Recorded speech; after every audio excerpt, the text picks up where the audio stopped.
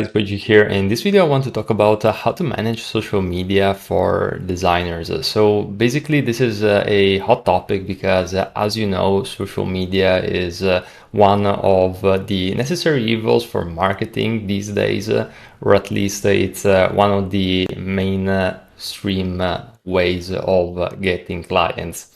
Now, I talked about social media, cold outreach, and those topics in a lot of videos, but in this one, I really want to focus on how you can manage social media. Also, some insights as to what I think are the best social media channels for designers, and how to basically organize all this because I can tell you from firsthand experience. I tried all sorts of different socials, and as you might know, I'm quite active on YouTube, or I have been in the past years. And I soon realized that there are a lot of pros and cons when it comes to social media, but it's really important to manage it well. Otherwise, it's going to slowly creep in and manage you, and you're not going to see the sort of ROI that you're looking for. And it's going to be very complex. It's going to make your life more complex than necessary. So, first of all, my recommendation is if you're starting out as a designer, just focus on your design portfolio and having that established in the best way, and think about social media afterwards because at the end of the day, it's a very simple sales cycle, the one that you are establishing as a designer. You are first of all establishing the product, which is yourself, your services, and then social media. You're going to leverage it only to drive traffic. Now, I would also add the argument that it's not necessarily the best way to drive traffic, especially if you're in certain niches like the ones where I'm in, which is UI UX design. Most founders, most CEOs aren't going to spend a lot of time looking for, Figma videos or UI UX design videos. A lot of the times that's fellow designers. However, it's really useful, in my personal opinion, social media for establishing trust and authority. Because even if my potential clients aren't looking at my YouTube videos, some of them might be, but it's going to be a sign of authority and trust, seeing that I have an established channel in this niche and I have over 900 videos.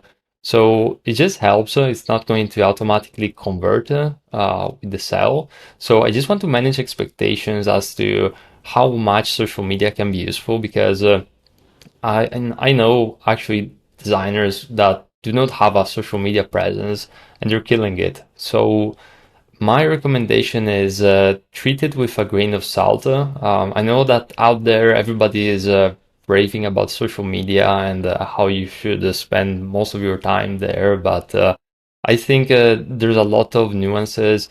A lot of the times also, people have teams or people that can help them, and they're not selling services like we are selling as designers, which, we're selling essentially time for money. You can package it however you want. You can do hourly rate, you can do, monthly subscriptions, but at the end of the day, that's what we're doing in one way or another. So in our specific situation, it's really important how we utilize that time. And if you work on social media, you can't work on client projects. So again, management is super important. All of this to say, to talk about what I done in past months with my current structure, which essentially boils down to scheduling and working in bulk when it comes to social media, because my schedule personally it's very packed. And one of the things which I found most useful is to record videos in batches, for example, or post or create, articles, and then basically batch drip feed them. I don't know how it's called exactly. Over the span of time. So scheduling softwares, I personally use the Metricool, which is, I believe, Metricool app, something around those lines, .com. It's really useful. I believe that you can have a lot for free, so you don't have to pay for that necessarily. I actually had at a certain point the premium account, but I wasn't posting as much, so you can definitely do that for free. And then simply experiment with the type of social media that you prefer the most. I mean, I'm just saying ideas of what worked for me. So, for example, with this channel, I actually like to keep the scheduling at a minimum. I just want to, post whenever I like. I do have other YouTube channels where the scheduling is already filled up for the next 6 months, and those are channels in the design industry and also non-design related industries. And Instagram also have different formats, for example. So you're going to need to make that call yourself, based on the type of channels that you're focusing on.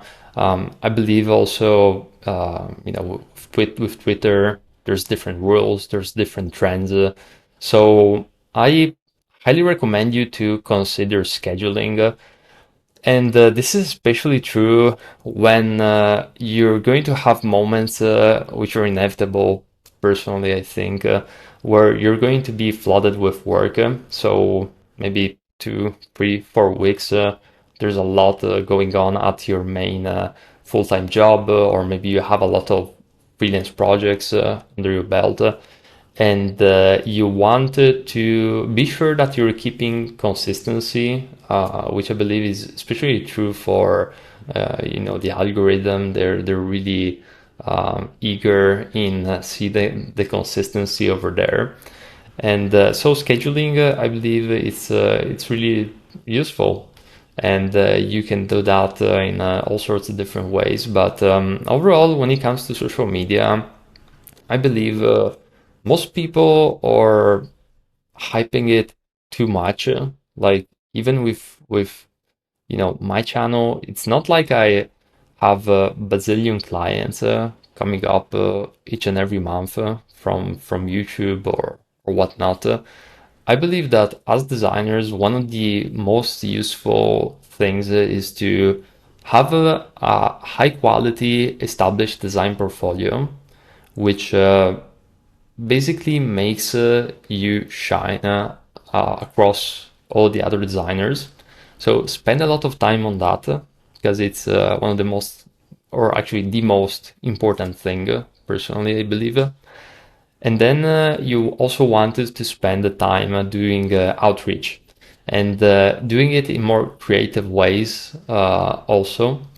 So a mix of personalized text, but I believe also Loom videos are highly underrated.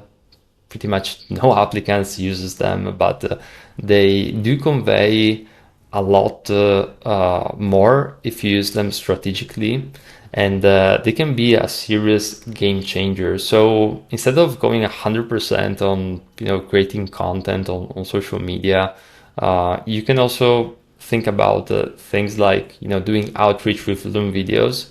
That is definitely going to be helpful. And again, 2025, I'm a big fan of cold outreach still, if done right, if done with a purpose, and trying to think how you can add value uh, as soon as possible with the lowest amount of friction to that company, which is going to be dependent on the company on a case by case scenario, also depending on the niche that you're focusing on. But I believe that is super, super powerful.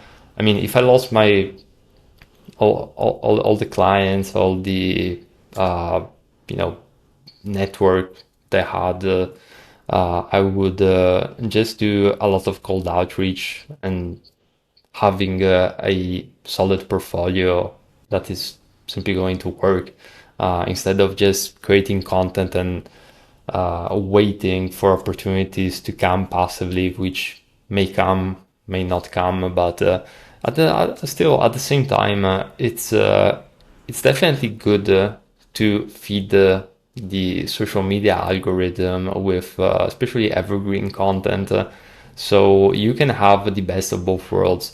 I would actually focus more on social media when I do not when I'm not looking for business, such as in this moment of time. I'm not looking for clients. I'm not looking for extra projects. So I'm simply going to do social media to basically grow my audience, and then I can also change, my path later on. So definitely having an audience is something which is helpful, and you should cultivate as well. So I hope this video was helpful. If there's anything in particular that you want me to address, or you have any comments or questions regarding this topic, feel free to leave it in the comment section below, and I'll try my best to answer. And if you want to learn more about design, I have over 900 videos on my channel, entirely for free. So feel free to check them out, and I'll see you in the next one.